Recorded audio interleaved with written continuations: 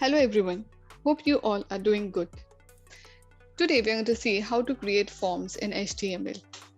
Forms are very important when it comes to websites because many a times you may have seen that many websites, one or the other contains form. Maybe it's a registration form or it is a form for scheduling an appointment or anything else. Similarly, the login page and the sign-in page which we see is also a form, which consists of a username and a password and then a login button. Today, we're going to see how to create these forms in HTML. So let's get started. So I'm going to open my Visual Studio Code. Till now, whatever we have learned so far about HTML and CSS, we have used Notepad++ for practicing it. Today, I thought of moving to another editor called as Visual Studio Code for experiencing new ways and new features of this editor. Visual Studio Code provides you tons of features and it has its own advantages. When we'll be creating and doing code in Visual Studio further, we'll come to know. So as you can see, this is how the Visual Studio Code looks. And if you're not aware how to install it, so I have created a video before this for installation of Visual Studio Code. So please check it out.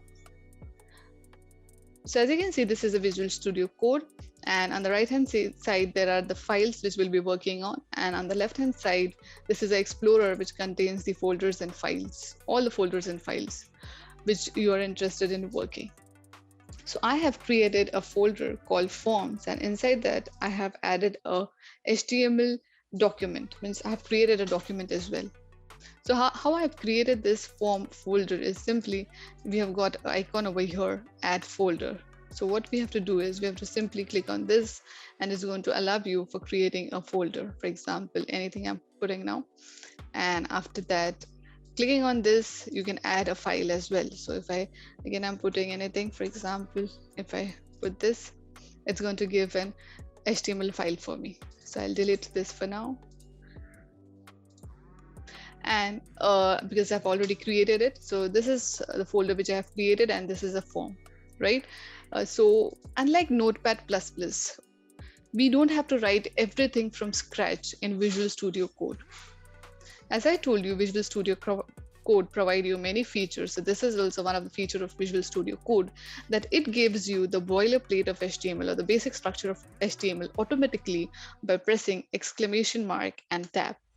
As soon as you press it, you can see the basic structure of HTML consisting of HTML tag, head tag, body tag, title, which we know, right? And this extra thing which you can see is, I'll tell you later about it. So this is an advantage of using Visual Studio Code. Now, starting with form for representing form, we have an element called in HTML called as form.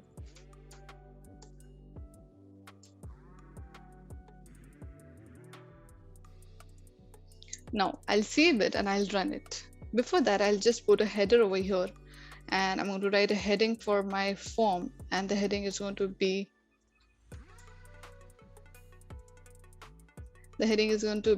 forms in HTML.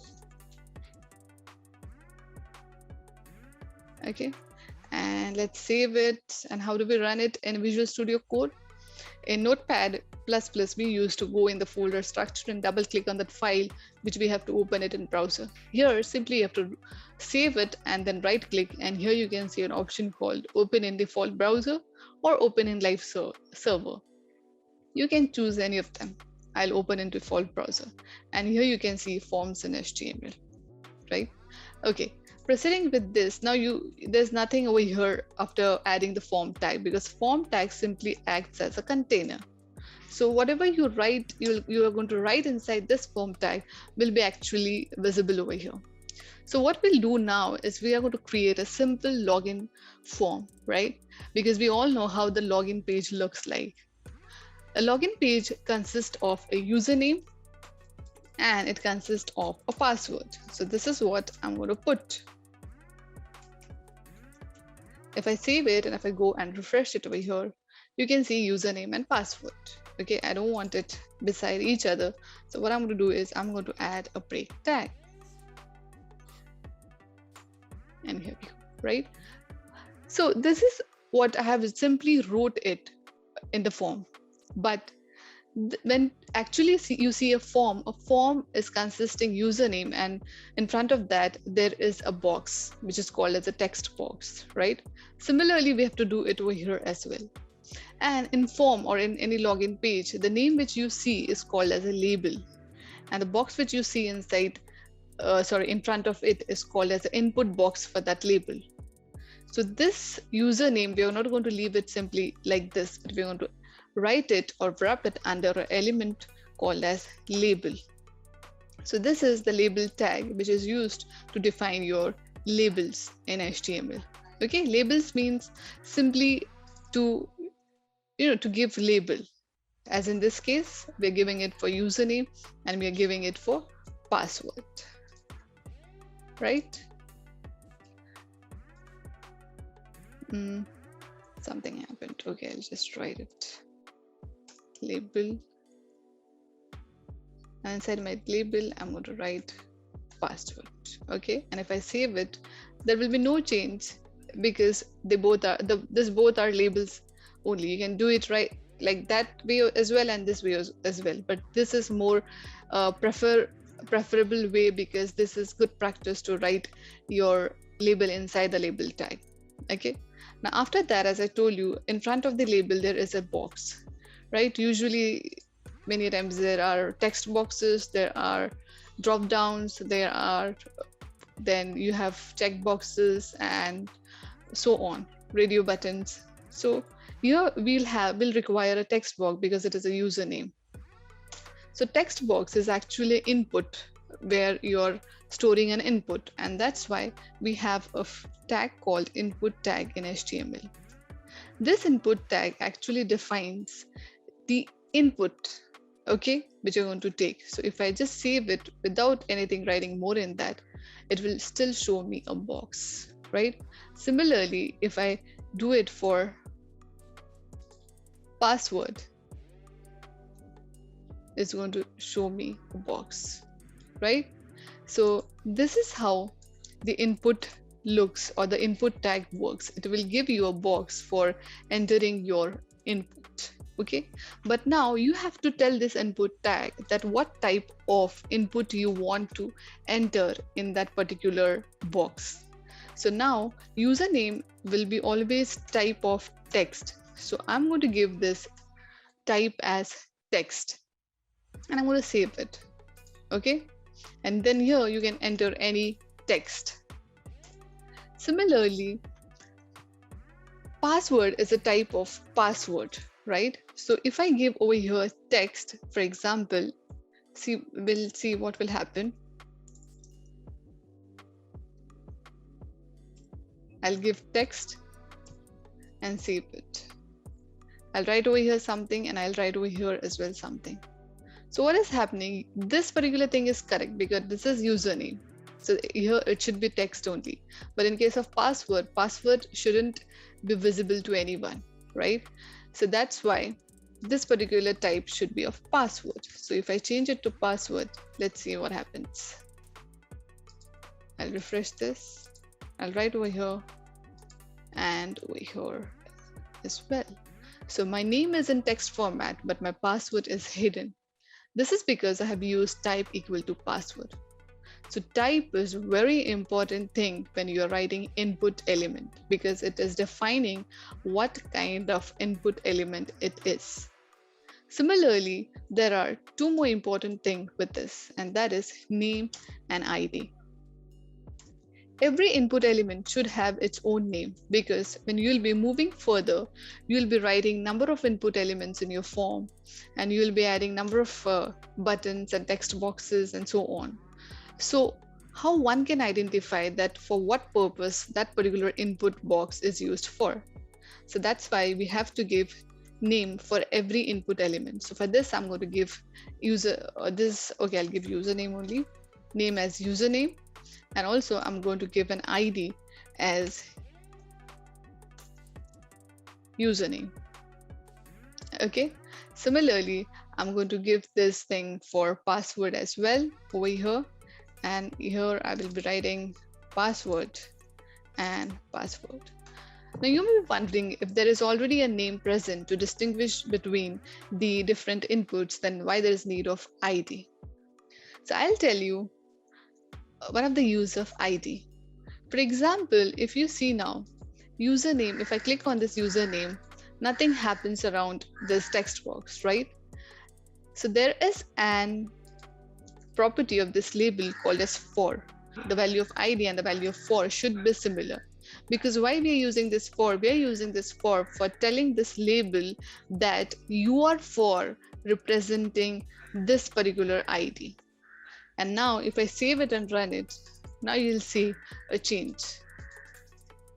If I click on this username, it is automatically pointing towards this text box by blinking the cursor inside the text box and by focusing this particular text box. Whereas if I click on password, nothing happens because I've not given the for attribute or the for property for this password. So if I go and if I give for here as well, let's see what happens. Sorry, something is wrong with my keyboard. Some keys have mismatched. Okay, then I'll write password over here and save it. See, right? So this is how this for and ID works.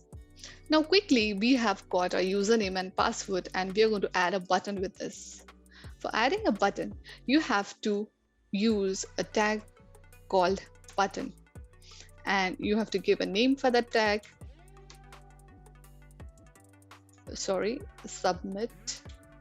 And I'm going to close it. Sorry, ours is a login page, right? So I'm going to write sign in maybe.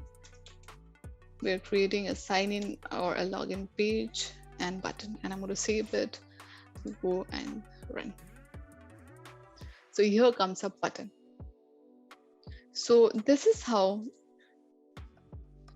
this particular elements are added in a form, and you can display it on your browser. Now, similar to input elements, for button element as well, we have type. Because many a times buttons, when you will be moving further with your forms, you will be adding more buttons. For example, like, submit, for example, resetting, for example, searching something.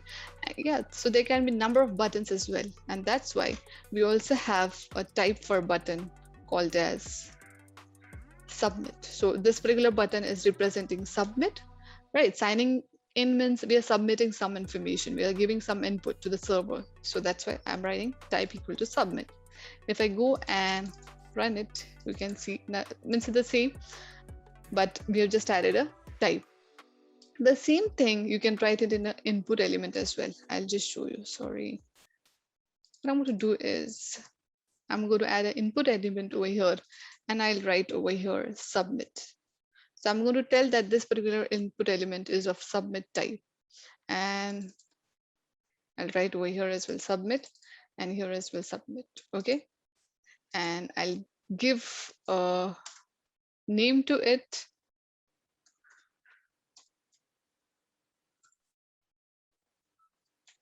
Submit. Earlier it was sign in, and now it is submit.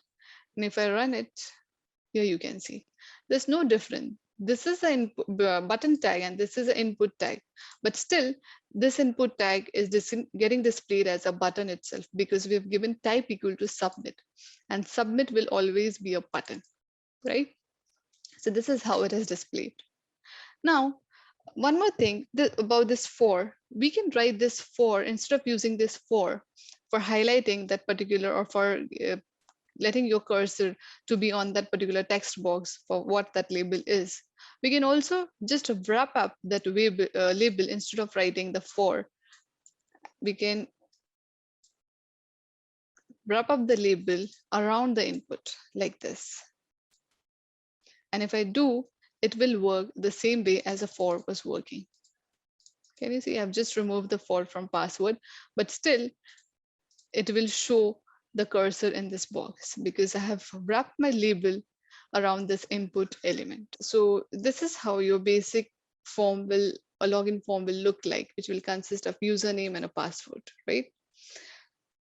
In coming videos, we'll be seeing about more about this input types because there are various categories in input types which we'll be learning, and you'll enjoy it because it will give you various surprises when you will be working with it. So please check out the coming videos. Thank you.